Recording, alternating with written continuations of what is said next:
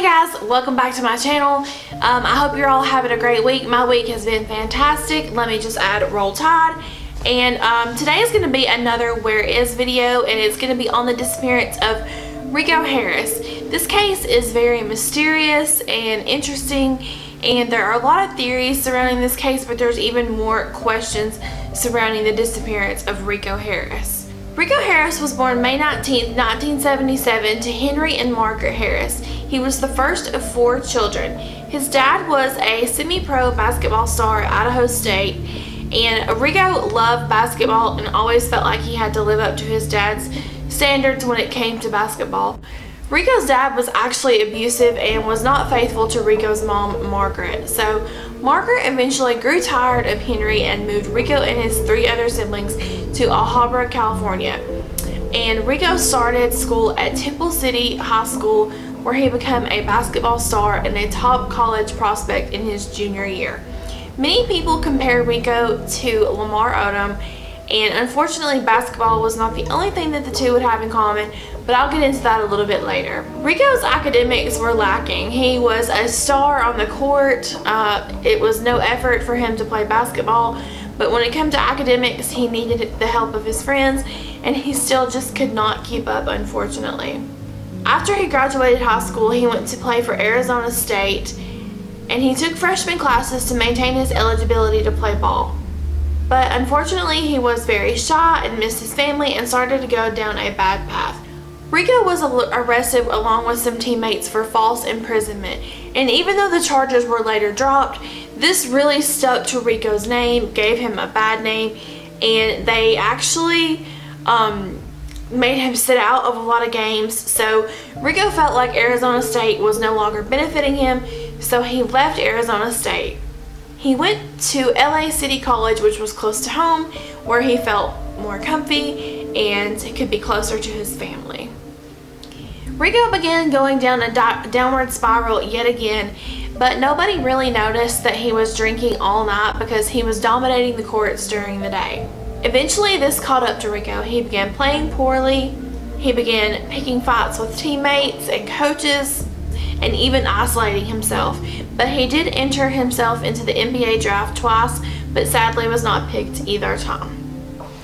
Rico started college at Cal State Northridge, and a lot of people were concerned about this school because it was very small. They didn't think it would help him get into the NBA, but he didn't really last long there because he got suspended for violating the rules, and he left Cal State College and would never play college basketball again. A lot of people thought that Rico was really trying to self-destruct because he couldn't be near his family and he just couldn't please his father no matter how hard he tried. In the spring of 2000, Rico got invited to play for the Harlem Globetrotters, but unfortunately this was short-lived because during an altercation, Rico was struck on the back of the head with a baseball bat. At first, while the injury was not serious, he began having major headaches and balancing problems, so he unfortunately had to quit the Harlem Globetrotters, and that was the last time that Rico Harris would ever play basketball. His career was over at just 23 years old. This was a major blow to Rico's ego. He promised his mom that he would take care of her and his siblings, and he could no longer do that without basketball. So he moved in with his mother and began drinking because he really had nothing better to do besides drink all day, and he actually began dabbling in some pretty serious drugs. His drugs of choice were heroin, crack, and meth. Rico spent most of the 2000s partying and drinking and just living it up, and he was actually arrested over 100 times, mostly for public intoxication. And his family said that he would get arrested, go to jail, sober up, get out, and just repeat all over again. Actually, one time Rico was in jail, he saw somebody that he never expected to see, and that was his father, and this completely destroyed Rico. As soon as he left jail, he went and overdosed on painkillers, and this really scared Rico, and he entered rehab right away.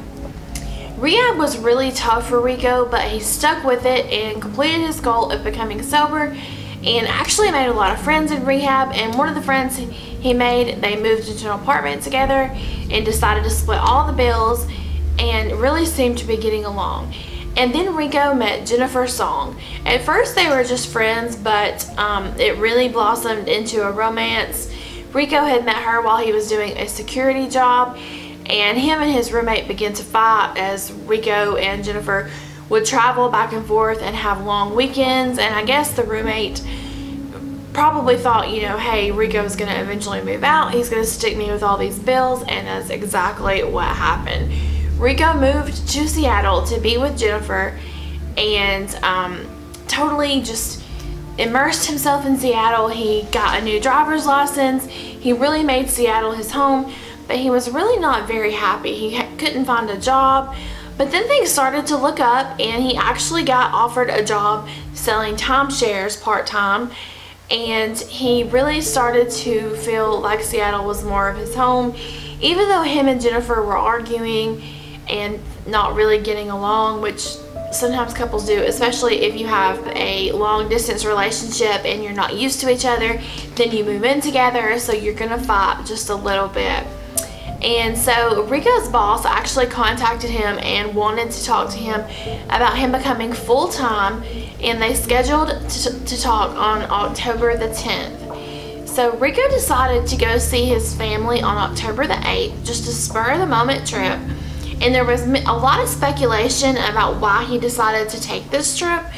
Rico supposedly was fighting with Jennifer, just wanted to get away. And Jennifer said he just wanted to see his family. He wanted his mom, he wanted to give her closure, to let her know that he was doing good and that he was happy and that he was on the right path. On October 8th, Rico made the 1,000-mile journey back to El Harbor, California to see his mother and brother.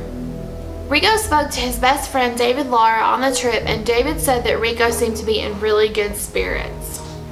But he actually didn't visit his family for very long. He spoke to his mother briefly, took his brother out to dinner, gave him a cell phone as a gift, and then decided to return back to Seattle. But Rico's mom begged him to stay overnight just to get some rest, but Rico said that he had to make it back home to meet with his employer about becoming full-time. Rico was about to finish his 2,000-mile journey with no sleep in over 30 hours. On his way back, he told Jennifer that he was going to stop in the mountains to rest, but Jennifer begged him just to pull over at a rest stop because the mountains were very curvy and dangerous, especially at night, and Rico was traveling in the evening. Jennifer called him the next day around 8 a.m. just to check in, and he said he was doing well, but she said that he sounded really exhausted on this call.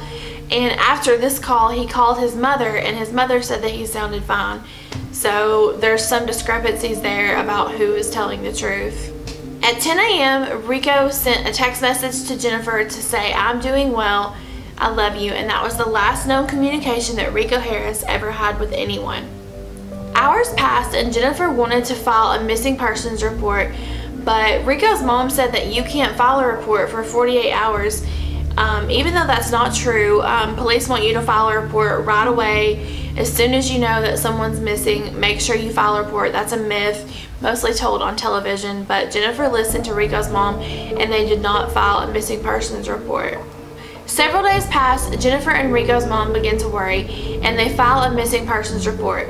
But the police are not too concerned because Rico is an adult and he is on a road trip after all. It isn't unlike Rico to wander off, but not for this long. Jennifer says he always answers the phone if he can. He replies back to text messages. But Rico's friend David Lara says that he wanders off often and just likes to distance himself from everybody and just kind of get some quiet time. On October 14th, Yolo County Deputy Sheriff Danny Castillo notices a black Maxima parked in a parking lot, but not in a parking space. He's just kind of parked beside the bushes. So he decides to go over and give it a look, and he looks inside and the car is locked, but there are CDs, torn up papers, and contents of a wallet strewn about. He decides to run the license plate, and the car is not registered as stolen, and there are no outstanding tickets or warrants. Castillo radios into the sheriff's department and is advised that they will check it out, and soon after there is a knock at Rico's mother's door saying that they have found her son's car. Yolo County begins search and rescue operation in nearby hills and mountains.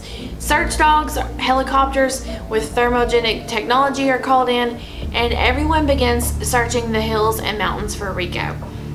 Authorities are baffled that there is absolutely no sign of the 6'9", 300-pound man. They don't understand how he could go missing. He's 37 years old. There's no way he could really be hiking in these mountains, because even for experienced hikers, this is a rough terrain and there are mountain lions and bears. The only evidence that police find is one single size 18 shoe print left behind near where Rico's car was found. 3 days pass and there is no new evidence to report. Rico's description is released to the media and flyers are passed out with Rico's information. Rico's car was towed by Yolo County Sheriff's Department so they could do forensic evidence, and they actually found that it had a dead battery and it was almost completely out of gas. So at this point they're wondering if Rico maybe stopped for help for his dead battery, or maybe tried to find somebody to help him get some gas. And they also found inside that his phone was not in the car, and there were his wallet was inside the car, and the only thing missing from his wallet was his Discover card, and there have been no charges made to his Discover card since the day that he went missing.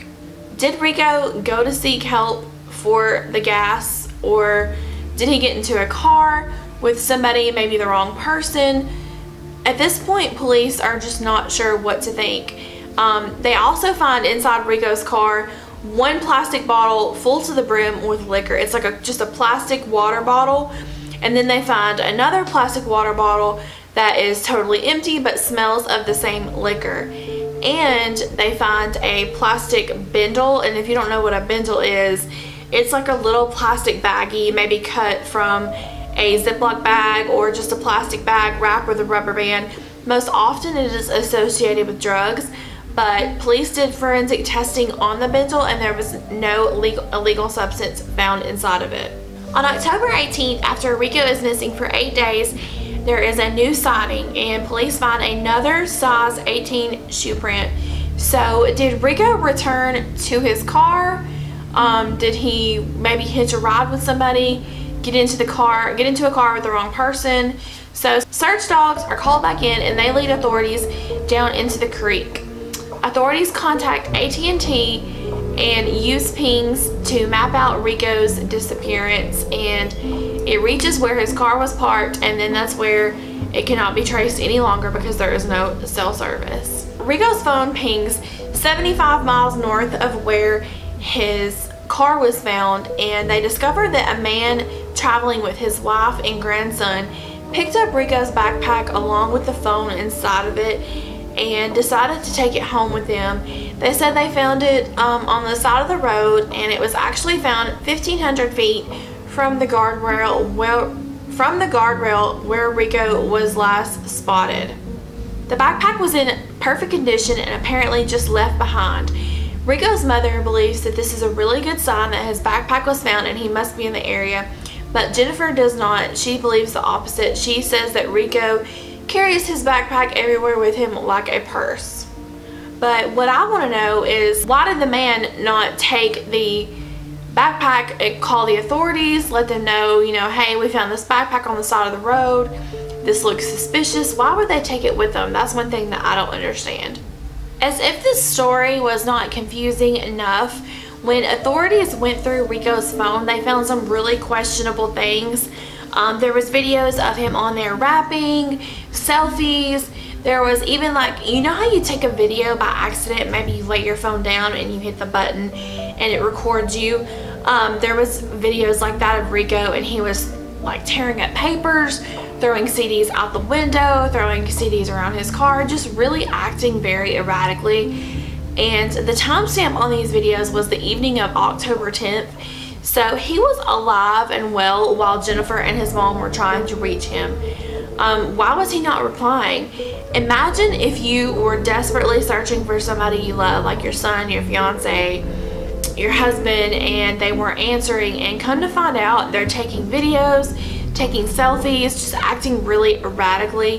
That is just really crazy. And at this point, authorities have ruled out foul play, and they believe that he really just wanted to get away and that he came to Yolo County on his own free will. By the end of October, searches had been scaled off And then they decided to call in cadaver dogs in November, and the cadaver dogs actually led them down into the creek, down into a very deep sinkhole, but nothing was found. Also found in Rico's backpack were his jumper cables, and Jennifer said that this was really strange because he always had his jumper cables in his trunk, but authorities believe that since his car was dead and maybe he took the jumper cables with him to show good faith that he really needed help, because Rico was a little intimidating standing at 6'9", 300 pounds. So maybe he just took them to say, hey, these are my jumper cables, my battery's dead on my car, I really need help.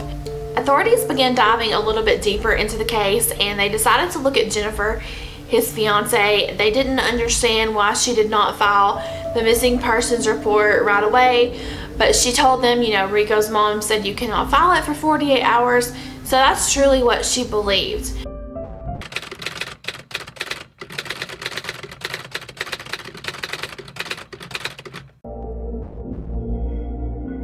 So here's what we know. Rico left Seattle heading to Alhambra to visit his family on October 8th. He had a beer with his stepdad, which questions his sobriety. He went 50 miles off course while on his way back to Alhambra, and his car was found abandoned with his wallet inside. The last time anybody heard from Rico was the morning of October 10th, but he did not answer his phone after he spoke to Jennifer at around 10 a.m.